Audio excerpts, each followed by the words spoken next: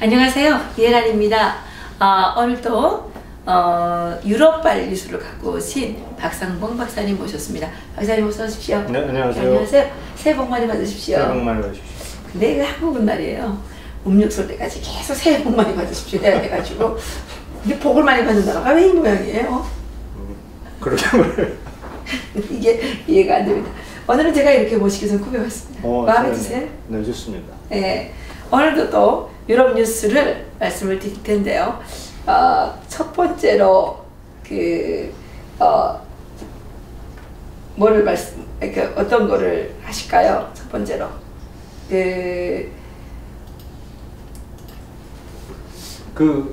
민주주의에 대한 얘기들이 많지 않습니까? 우리나라 최근에 이제 헌법 개정특위 자문위원들이 이제 발표한 내용을 보면 이제 개정안 권고안이죠. 물론 네. 그 권고안이 얼마나 효력이 있는지 모르겠습니다만은 네. 민주주의에서 우리나라 자유를 다 빼버렸죠. 그러니까 우리나라 헌법 4조가 자유민족 기본 질서에 입각한 통일을 지향한다라고 되어 있는 데서 자유를 빼버리고 민주적 기본 질서.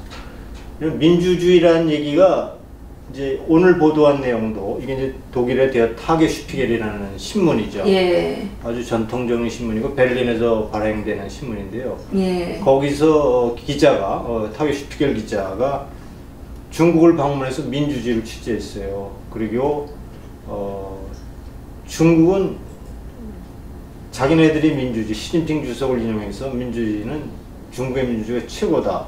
그래. 그렇게 얘기를 했다고. 그리고 그 민주주의는 북한의 민주주의와 일맥상통한다.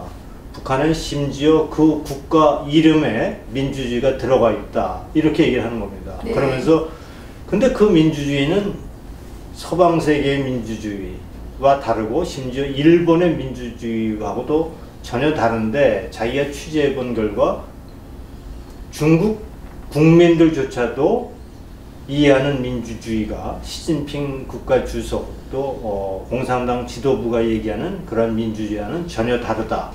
이런 얘기를 한 보도를 타게슈피겔이 했습니다. 그리고 그런 의미에서 중국과 북한은 점점 친해지고 있고 같은 민주주의로 일치된 모습을 보이고 있다. 그래서 심지어 일부 중국 사람들은 중국을 서한국, 웨스트 코리아라고 얘기하고 있다는 얘기를. 그러니까 북한이 그게 아니라 중국이 서한국이다. 서한국이다. 중국이 서한국이다. 서쪽에 있는 있는 한국이다. 그러니까 민주주의로 그러니까 북한의 민주주의로 중국의 민주주의가 하나로 돼가고 있다. 그렇지만 그 민주주의는 서방 세계가 이해하지 못하는 그런 민주주의다. 이것이 이제 관심을 끄는 것은 아까도 말씀드렸지만 우리나라 헌법 개정 특위 자문위원들 권고안에도 그런 게 나와 있지 않습니까? 네네. 자유민주적 기본 질서, 자유민주주의에서 자유를 뺀 민주주의를 권고하고 있는 것도 이 내용과 일맥상통하는 것 같아서 좀 씁쓸한 마음입니다. 그렇군요. 그러면 지금 한국에서 말하는 그 민주주의가 아니라는 얘기 아닙니까? 요즘에 하겠다는 민주주의가? 그거는 이제 뭐 인민민주주의 이제 뭐 그런 의미가 되겠죠. 인민민주주의. 그러니까 대의민주주의를 부정하는 그런 것이라고 볼 수 있겠습니다. 글쎄 제가 이제 한국에 와서 어느 날부터 이렇게 그 민주화 투사라고 얘기하지 않습니까? 제가 민주화 투사라는 말이 참 듣기 싫어진 지가 몇 년 됐어요. 네. 그 민주주의라는 말은 그 공산주의에 이렇게 그 연막 공산주의를 이렇게 감싸주는 그런 말이 아닌가. 민주화 투사들이라는 분들은 보게 되면 주로 다 사회주의 체제를 세우기 위한 운동을 많이 하신 분들이고 현재도 그 사회주의 체제를 만들기 위해서 애쓰는 분들이라는 생각을 한 지가 꽤 오래됐거든요. 네. 그래서 저는 민주화를 상당히 싫어했어요. 근데 막 어떤 사람들은 야 네가 이런 걸 누리는 게 누구 덕분인지 아니 이러는데 저는 요즘에 그 개헌헌법 이걸 놓고 보니까 역시 내가 그 뭐라고 설명할 수는 없었지만 지식이 부족해서 설명할 수는 없었지만 우리가 공산주의 체제에 살았던 사람의 그 어떤 육감으로서 느꼈던 그것이 지금 현실이 되는구나 이런 생각을 참 많이 하거든요. 뭐 이게 어쨌든 뭐 대헌 특위 자문위원들의 얘기니까 이것이 뭐 실현된다고 볼 수 없죠. 다만 그러한 세력들이 소위 사회주의를 추종하는 그러한 세력들, 주사파 내 종북 세력들이 열심히 대한민국의 정체성을 흔들고 헌법의 가치를 훼손하는 운동을 열심히 벌이고 있다고 하는 거죠. 그런데 박사님, 제가 저기 한국에 와서 이제 올해까지 21년째 됐는데요. 그동안 이렇게 보게 되면 쟤네도 떠들다 말겠지 했는데 절대로 떠들다 말지 않았어요. 특징이 뭐냐면 일단은 던져요. 말이 안 되는 거를 던지고 계속 떠들어요. 그럼 어느 날 보니까 그게 현실이 돼 있더라고요. 네. 근데 이러한 수법을 누가 쓰느냐? 김정일이 북한에서 쓰잖아요. 일단은 한국에다가 뭘 던져요. 그리고 계속 이거 말이 되겠어? 근데 어느 날 말이 돼요. 근데 우리 그 소위 자유민주주의 진영이라고 하죠. 자유진영. 이쪽 사람들은 야, 그게 되겠어? 그래서 해야 되는 거를 거의 안 해요. 그러다 보니까 계속 이건 일보 전진, 일보 후퇴, 이보 전진이 아니라 이건 맨날 후퇴만 하다 보니까 북한의 김일성이가 한 말 중에 이런 말이 있습니다. 한 걸음 물러서게 되면 두 걸음 물러서게 되고 두 걸음 물러서게 되면 100걸음 물러서게 된다. 이런 말이 있거든요.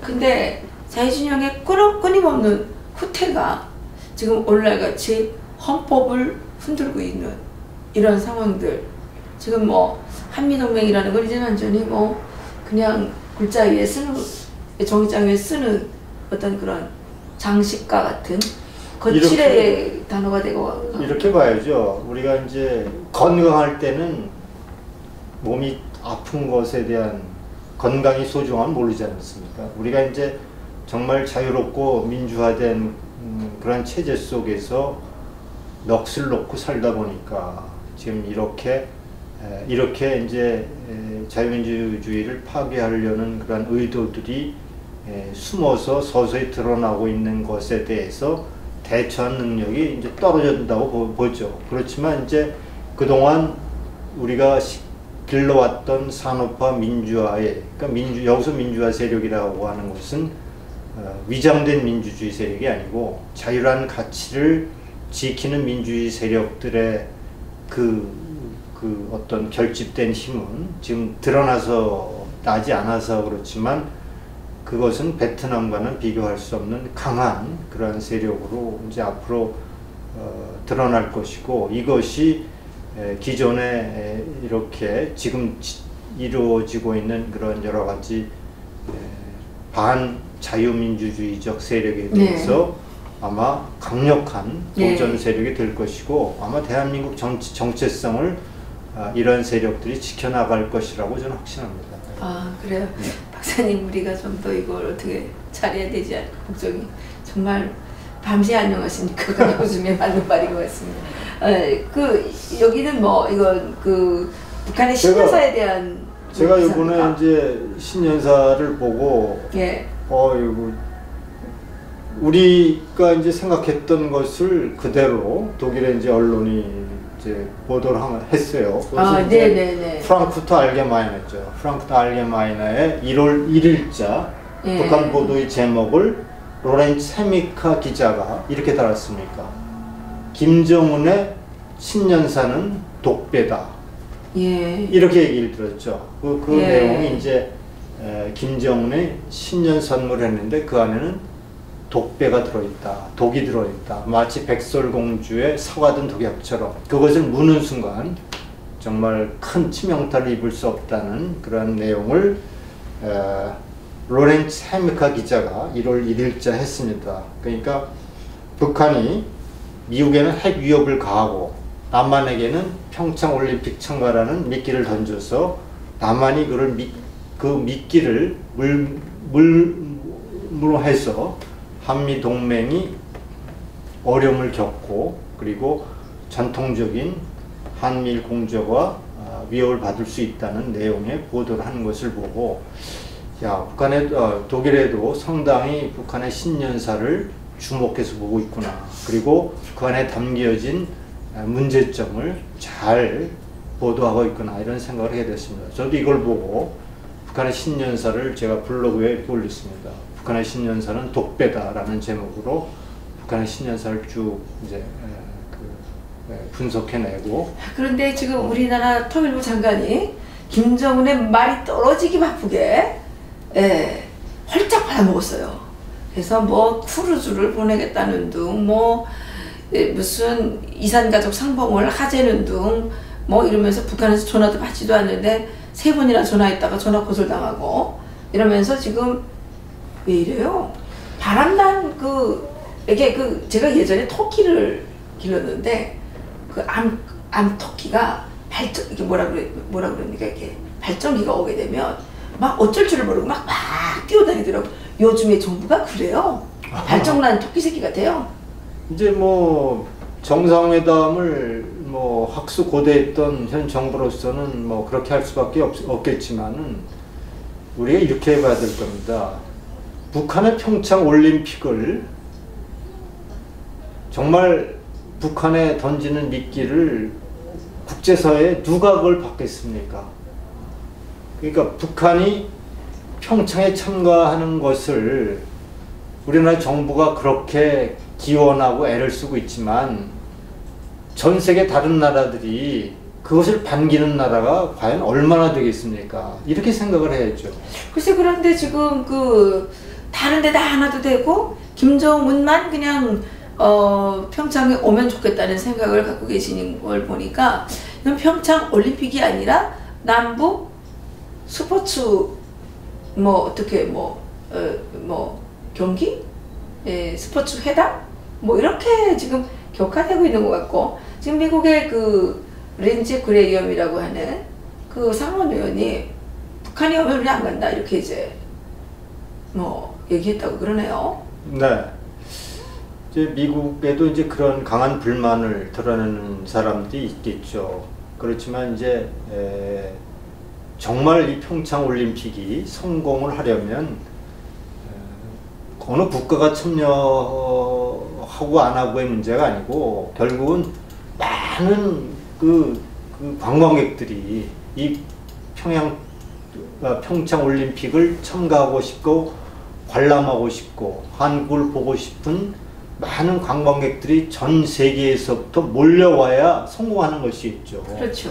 근데 그들이 북한이 온다고 그들이 기꺼이 오겠습니까? 그들은 아마 한국을 포함한 미국, 한미 동맹의 굳건한 토대 위에 정말 주변국이 철저히 완벽한 북한의 도발을 막아낼 수 있는 준비를 철저히 갖추고 북한의 위협이 사라지는 그런 걸 느낄 때 아마 기꺼이 올 것입니다. 북한이 참가한다고 해서 정말 이것이 평화의 축제가 되고 그것이 성공한 축제가 된다고 생각하는 정부는 과연 국제사회의 그러한 흐름과 전혀 동떨어진 얘기다. 그런 얘기를 드리고 싶네요. 그 말을 안 하고 미국 전역을 강타할 수 있는 핵단추가 내 책상 위에 있다. 이 말을 안 하고 그냥 남북 회담에 올림픽에 보내겠다 그래도 문제가 있는 겁니다. 그런데 지금 김정은은 미국을 타격하겠다고 지금 위협을 하지 않았습니까? 그런데 동맹인 한국이 거기에 대한 이런 방구도 없이 정말 누구마다나 독이든 독배를 왕창 원샷으로 마시고 나서 지금 이렇게 깨춤을 추는 거는 저는 정말 이 정부는 대한민국에 있어야 되지 말아야 될 정부예요. 지금 이제 독배를 들고 있죠. 아직 마시진 않았는데 마셨다고 하는 것은 정말 마시는 순간 한미동맹은 깨지고 그리고 한반도의 앞으로의 어떤 적화 통일은 가능성은 독배를 마시는 순간 높아진다 이렇게 지금 다 마신 거 아니에요? 벌써 바다 물고 북한에 전화하고 난리를 쳤는데 먹었죠 지금? 먹었는데 아직 독이 나타나지 않은 거지. 하여튼간 기막힌 나라에 살고 있습니다. 시청자 여러분, 정말 정신 차려야 되는데 정말 걱정이 많습니다. 또 이건 또 뭡니까, 박사님? 이게 이제 이건 데어슈피겔, 아주 작년 12월 30일자 데어슈피겔이면 독일의 최고의 권위 있는 주간, 시사 주간지죠. 네. 이 슈피겔이 이렇게 보도를 했어요.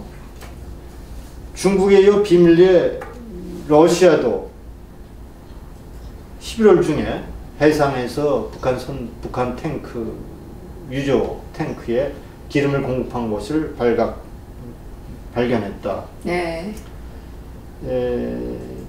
이러한 사실이 점점 더 어떠한 국제사회에 어떤 걸 요구하냐 하면 국제사회가 좀 더 긴밀히 공조할 필요성을 더 강하게 요구하고 있다. 이런 식의 보도를 Der Spiegel에 기자가 했는데 그 기자 슈피겔의 보도는 또한 그 독일의 아까도 얘기했던 프랑크푸르트 알게마인의 신문에 또 슈트룸 기자가 있습니다. 네. 이 기자가 전문 기자죠. 국제사회가 더욱 촘촘히 연합전선을 구축해 북한을 포기를 저지하는 그러한 그렇게 해야만 한다는 사실이 이러한 러시아, 중국의 배신 행위로부터 일궈낼 수 있다라는 보도를 Der Spiegel이 한 겁니다.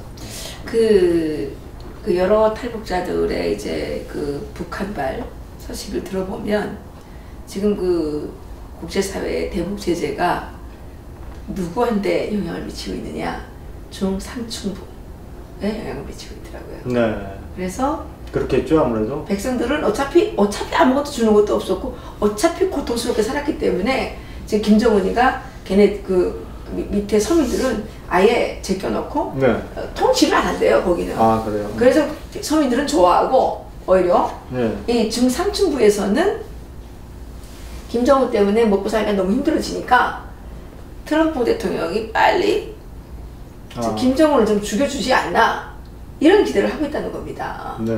예, 그렇기 때문에 트럼프 대통령의 이번 그 지금 초지일관한 그 대북 제재가 먹히고 있는 거거든요.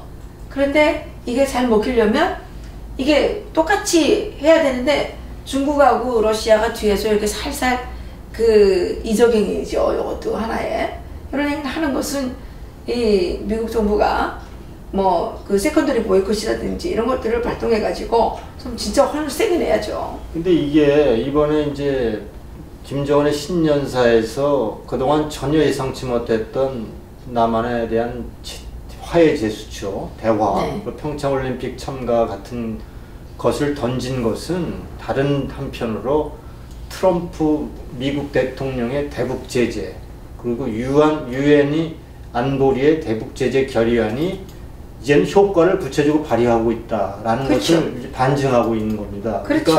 그러니까 그동안 지난 정부, 오바마 정부 안에서는 그 틈새 시장을 메꿀 정도의 힘이 없었는데 트럼프 정부는 어쨌든 중국과 러시아가 대북 제재한 틈을 주고 동참하지 않고 여러 가지 꼼수로 북한을 지원했지만 그래도 트럼프는 중국을 뭐 세컨더리 보이콧라고 하는 카드까지 내밀면서 중국과 러시아를 끌어당기고 있는 겁니다. 어차피 싫지만 어차피 이 대북 제재에 동참할 수밖에 없도록 하는 트럼프의 협상술, 그리고 트럼프의 힘의 외교가 저는 성공을 거두고 있다고 보고 있고, 네. 그것 때문에 이제 북한은 마지막 출로를 어디에서 찾느냐, 이제는 끊임없이 구애를 하고 있던 대한민국을 향하여 화해 손짓을 보내고 있는 것을 우리나라 정부가 잘 알아야 된다고 이렇게 생각합니다. 그러니까요. 그냥 총 한 방 쏘지 않고 북한에서 늘 얘기했던 총 한 방 쏘지 않고 스스로 손들고 백기투항을 하는 이 경실련 국치일이 다가오지 않는지 걱정이 됩니다. 이건 또 뭡니까? 이게 이제 북한이 빌트라고 하면 독일의 이제 최대 부스입니다. 예. 발행 부스만 따지면 독일 최대의 발행 부스를 자랑하는 빌트지가 한마디 했죠. 김정은이 역사적인 핵미사일 강국의 위협을 우표에 담아 영원히 기려라 해서 우표를 발행한 겁니다. 우표를. 네. 그 사진을 꼭 나와 있는데 그래갖고 예. 막 그 김정은이 이렇게 사인하고 막 미사일 쏴 올리고 네. 그런 장면이 이제 우표에 담아서 이제 발행하게 됐다. 이것이 오늘 1월 1일자 예. 그 보도입니다. 예. 그래서 이제 북한은 이런 것까지도 이제 놓치지 않죠. 이렇게 그 선전선동의 대가들이 사는 네. 것답게 예, 우표에도 핵 미사일 발사 장면을 그 담아서 하고 있죠. 그리고 이 이제 아래는 이거 뭡니까? 뒤도이체 짜이퉁이라고 해서 이제 남부 슈투트가르트 그 부근에서 발행하는 신문이죠. 그야말로 평창 동계올림픽 비용에 110억 유로, 그러니까 한 15조를 들였고 행사 후 철거할 개폐막식 그리고 시상식 무대를 만드는데 6,100만 유로를 사용했지만 흥행은 불투명하다라는 내용입니다. 구체적으로 살펴보면 기업의 후견은 끊겼고 네. 티켓 판매는 아직 50% 이하다 이런 내용입니다. 근데 이제 앞으로 더 안 팔릴 것 같은데요? 미국도 안 한다 그러고 일본은 위안부 때문에 삐져서 안 한다 그러고. 그리고 이제 지자체에 이제 나무표를 할당했으나 지역 주민들은 뭐 학생들은 여기 참가할 여유가 없다 이런 보도고. 그 평창 그쪽에다 사람들이 어렵잖아요. 그렇죠. 그리고 찾아가요. 이제 뭐 그것을 정말 그냥 그 관심도 없는 먹고 살기 힘들고 뭐또 학생들 공부해야 되는 학생들에게 그냥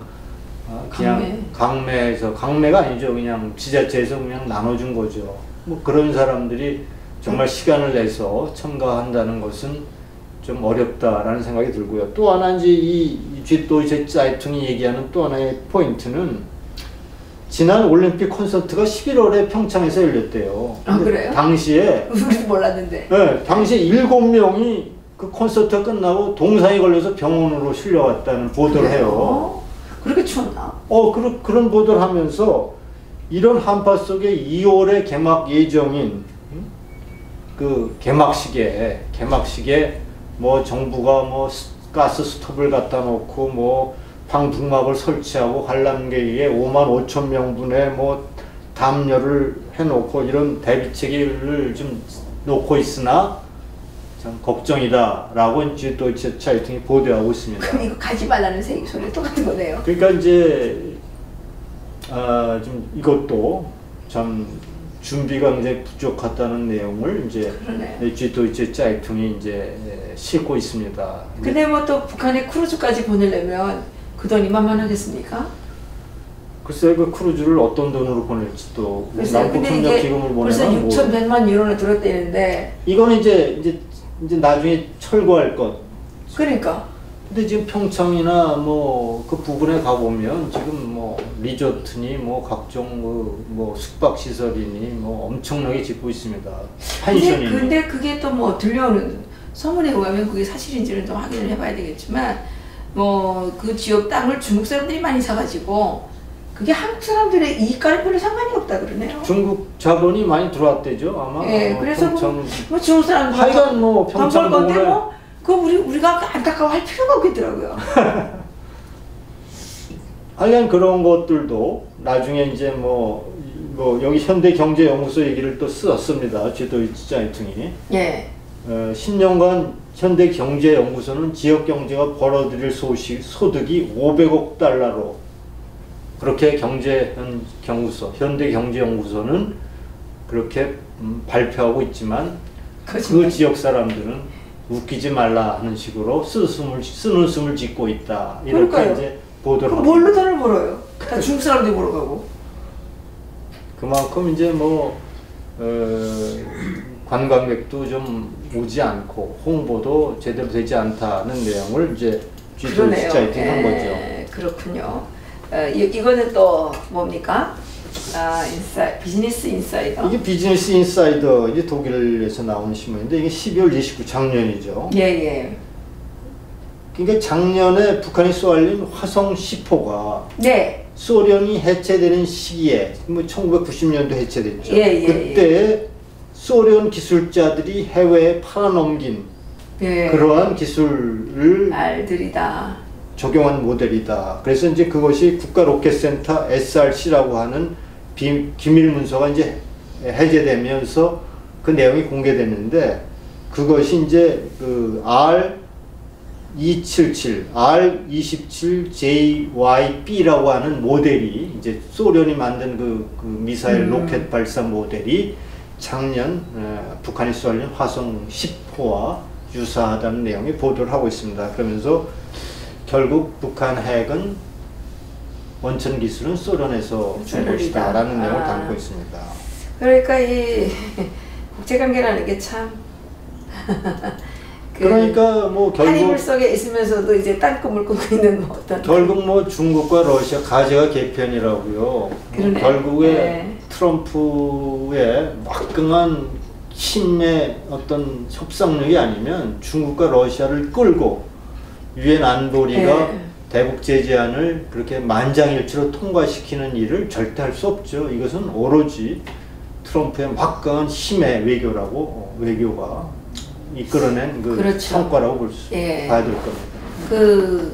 그러고 보니까 트럼프 대통령을 하나님께서 참 적절한 때에 잘 세우신 것 같다는 생각이 시간이 흐를수록 더 많이 드는데요. 트럼프 대통령이 아니었고 지금의 한국 상황이었으면 이거 어떻게 됐겠나 이런 걱정도 막 듭니다. 트럼프 대통령이 아니었으면 한국 상황이 이렇게 되지 않았겠죠. 또 벌써 더 많이 갔겠죠. 트럼프 대통령이 아니었으면 좀 상당히 위험했죠, 사실은. 정말 애국가에 하나님이 보호하사 이 구절이 들어가 있는 것이 정말 우리 국민을 지켜주는구나라는 생각이 들 때가 참으로 많습니다. 이제 마지막으로 이것도 프랑크푸르트 알게마인의 신문이에요. 예. 박사님, 근데 이 프랑크푸르트 알게마인의 신문이 북한과 한국에 대해 강세만가 봐요. 한국의 뉴스를 많이 다루죠. 전반적으로. 근데 이제 우리가 이렇게 알아야 됩니다. 왜 북한 문제에 관심이 많냐면 북한발 뉴스는 한반도에 국한된 뉴스가 아니에요. 그렇죠. 북한발 뉴스를 우리가 생각해 보면 뭐겠습니까? 핵, 미사일, 인권 문제거든요. 그렇죠. 탈북자 문제, 그렇죠. 통일 문제. 결국 이게 전부 국제사회가 중요시하는 이슈거든요. 맞습니다. 북한이 핵을 개발하면 우리나라만 지금 위험을 느끼는 게 아니고 유럽에까지, 미국뿐만 아니고 유럽 전체, 오세아니아 전체가 다 두려워하고 공포에 그렇죠. 떠는 것. 특히 이제 그 핵과 관련돼서는 요새 미국이 이스라엘에 굉장히 우호적이지 않습니까? 예. 시리아라든가 이집트라든가 헤즈볼라라든가 중동의 어떤 그 테러 집단에 관련돼서는 다 그 군사 원조는 북한이 다 북한이에요. 저기 어디입니까? 시리아? 네, 시리아 원전. 시리아 대통령 있죠? 네네네. 시리아 대통령의 경호팀은 북한 군인이에요. 네, 그렇죠. 네. 그러니까 결국은 북한이 만약에 이제 핵 미사일을 소형화하고 핵을 소형화하고 경량화해서 표준화한다면 그 핵 미사일 핵 무기가 분명히 중동 단체로 흘러갈 것임을 그렇죠. 분명한 사실이고 하기 때문에 그 커넥션을 가장 정확히 알고 있고 두려움 없이 그들을 응징할 수 있는 나라가 있다면 이스라엘의 모사드거든요. 그래요? 그런 의미에서 우리가 국제 정세, 미국이 주도하고 있는 국제 정세도 우리가 잘 읽어야 될 겁니다. 네. 만약에 미국도 북한이 북한 핵만 갖고 있고 그걸 끝난다고 한다면 미국도 이렇게까지 민감하게 반응 안 할 겁니다. 근데 결국은 중동의 대부분의 테러 단체의 타겟은 궁극적인 타겟은 보일 테러에서 보듯이 미국이기 때문에 네. 그 미국 또 영화 또 피스메이커라는 영화 있어요. 예. 그 영화도 소형화된 그 핵무기를 갖고 미국을 격파하는 파괴하는 그런 영화거든요. 예. 그렇기 때문에 미국의 입장에서는 북한의 핵을 절대로 용납할 수가 없죠. 그런데 용납할 수 없는데 결국은 그 커넥션을 가장 잘 알고 있는 이스라엘도 정말 미국 편으로 끌어들여야 이 핵무기의 어떤 중동화 그리고 핵무기의 확산을 막을 수 있다고 미국은 생각하는 것으로 이해하면 좋겠습니다. 예. 그리고 이것은 예. 중국과 러시아의 꼼수가 계속 드러나는 것은 다른 뭘 의미하냐 하면 대북 제재가 효과를 발휘하고 있다는 것의 반증이다 라는 내용이다. 그렇게 평가하는 거예요. 그렇게 평가하는 거죠. 비슷하게 평가하네요. 예. 그래서 이제 페터 슈트럼 기자는 1991년에 이제 알게 프랑크푸르트 알게만에 입사해서 아시아 담당 국제 담당 전문 기자로 활동하고 있는데 그러면 이 기자가 완전 베테랑 기자네요. 베테랑 기자였죠. 예. 그러니까 이렇게 얘기를 한 겁니다. 중국이 유엔 결의안에 만장일치로 동의해 놓고 비밀리에 또 작년에 뭐 서해상에서 원유 공급한 게 드러난 걸 보고 이런 것은 다른 말로 북한이 대북 제재의 희생을 정말 이제는 한계치에 봉착하고 있다는 반증이다. 이러니까 뭐냐? 국제사회가 더욱 강력한 연합전선을 구축하라고 주문하는 겁니다. 그리고 고지가 바로 눈앞인데 라는 얘기를 이제 프랑크푸르트 알게마인의 페터 슈트람 기자가 작년 12월 29일 날 자기 해설 기사로 그렇게 보도된 내용을 보고 역시 이제 국제사회의 흐름을 읽는 그 기자들의 또는 미국의 그러한 국제 정세를 읽는 그러한 전문가들의 시각은 대충 동일하게 흐르고 있다. 그러니까 이제 요약하면 미국이 주도하고 있는 그러한 대북 제재가 이제는 한계치에 봉착했고 그것이 이제 통미봉남이라고 하는 그러한 그 북한의 전략도 그와 함께 이제 끝났기 때문에 이제 북한은 남한의 마지막 구호의 손길을 보내고 있는데 이제 그 마지막 구호의 손길을 독배로 표현하고 있는 것이 유럽의 독일의 언론이고 그 독배를 잘 관리하도록 그렇게 주문하고 있는 것이 또한 이제 독일의 언론과 동시에 특히 이제 또 독일에서는 이런 시각 슈타인마이어가 있어요. 오늘 여기 안 나요. 슈타인마이어는 독일의 외무장관이죠. 이 외무장관 도이체 벨레 독일의 소리에서 없나요? 도이체 벨레에서 이렇게 얘기했었어요. 그거 하나 빠져. 이게 송년 인터뷰니까 중요한 건데. 잠깐만요. 찾아보겠습니다. 가브리엘 외무장관은 3인당입니다. 3인당. 김인연이 아니고 3인당의 가브리엘 외무장관이 이거죠. 여기네, 여기. 가브리엘, 여기. 12월 30일 송년 인터뷰에서 이렇게 얘기했어요.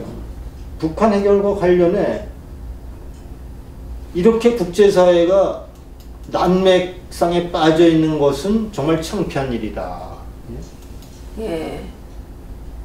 북한을 방치하는 것은 정말 국제사회의 창피한 일이다. 북핵 문제를 해결하지 못하면 핵 도미노 현상이 불가피하게 일어날 것임을 알아야 된다. 그러면서 걱정하는데 말이에요. 그러면서 오히려 이렇게 얘기합니다. 러시아를 향해서 러시아, 미국 싸우지 말고 정말 북핵 문제 해결만큼은 좀 힘을 합쳐라. 그래서 북한 문제를 해결하라 하는 게 지난 송년 인터뷰입니다. 독일의 외무장관의 인터뷰가 그렇군요. 싸우지 좀 말고 북핵 문제를 해결하기 위해서 이제는 미국과 러시아가 힘을 합쳐라 이런 얘기죠. 전반적으로 독일의 아까 프랑크푸르트 알게마이너라든가 이제 Der Spiegel이라든가 독일 언론의 전반적인 흐름과 맥을 같이 하는 그런 보도가 이번 주 그리고 연말 연시 독일의 주요 언론이라고 볼 수 있습니다. 그러니까 어쨌든 독일은 지금 미국과 함께 북한의 핵을 끝까지 제거하기 위한 그런 방향으로 나가고 계시는 거군요. 이건 뭐 아까도 말씀드렸지만 북핵 문제는 미국의 문제가 아닙니다. 그걸 미국의 문제라고 얘기해서 미국이 그렇게 하지 말아라, 한미훈 훈련을 중단하라 이렇게 얘기할 게 아니고 이것은 국제사회의 문제이기 때문에 정말 이건 스위스, 오스트리아, 호주 전 세계가 북핵 문제에 너무나 민감하게 반응하고 있고 북한 핵을 정말 여기서 포기시키지 못하면 국제사회는 정말 인류의 큰 어려움을 겪을 것이라는 경고가 지금 국제사회의 어떤 보편적인 흐름이거든요. 이런 흐름에 흐름, 저는 뭐 반미가 문제가 아니고 이 흐름 전체를 역행한다고 한다면 정말 우리나라 대한민국 정부는 정말 어디서도 환영받지 못하는 그러한 정말 설 자리가 없을 것 같네요. 북한과 함께 설 자리가 1+1 왕따 국가가 될 거라고 저는 확신합니다. 정말이네요. 1+1 왕따 국가. 와, 박사님 그 명언이십니다. 근데 박사님 정말 앞으로 우리나라는 어떻게 될까요? 그러니까 아까도 말씀드렸지만 이것이 이제 이렇게 이제 하다가 좌절하는 거죠. 왜냐하면 아까도 말씀드렸지만 미국뿐만 아니라 전 세계가 뭐 중국을 제외하죠. 중국과 러시아를 제외한 전 세계가 북한 핵을 막기를 바라고 있고 뭐 중국도 막기를 원하는 건 사실은. 근데 막기 원하는데 계속 뒤에서 그 죽도 아니고 밥도 아니고 그러한 세력이 있고 예. 국제사회의 어떤 든든한 백그라운드가 있고 여기에 그동안 이러한 위기 상황을 겪어보지 못해서 지금 잠깐 주춤했던 대한민국의 애국 세력과 산업화 세력, 진정한 자유민주주의 세력들이 이제는 이러한 문재인 정부의 독주를 이제 적극적으로 막아낼 것임을 저는 그렇게 이제 분석하고 싶습니다. 박사님께서 오늘 정말 중요한 사실들을 언급해 주셨는데 독일 뉴스까지도 독일에 있는 언론들까지도 다 이렇게 얘기하는데 대한민국은 언론이 이런 얘기를 거의 하지 않고 대한민국 정부는 그야말로 독배 같은 그 잔을 덥석 받았습니다. 그 잔을 어떻게 마실지, 그 잔을 마시고 그 결과가 어떻게 될지 정말 귀추가 주목이 된다고 봐야 되겠네요. 그렇죠. 우리 긍정적으로 생각해야 되겠죠. 귀추가 주목됩니다. 새니까. 그 독배를 정말 잘 처리하시기 바랍니다. 네. 감사합니다. 마칠까요? 네. 네. 감사합니다. 감사합니다. 오늘 수고 많으셨습니다. 네, 수고하셨습니다.